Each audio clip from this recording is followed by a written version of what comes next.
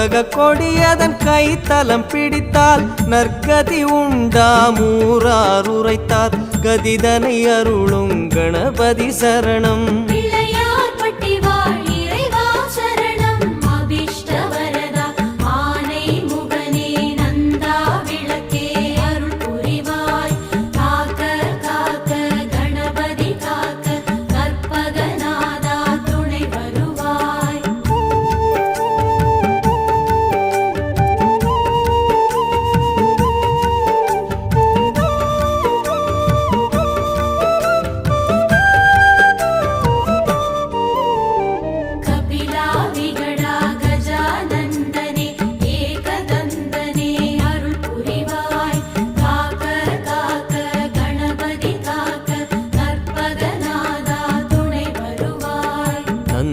ஈஸ்வரன்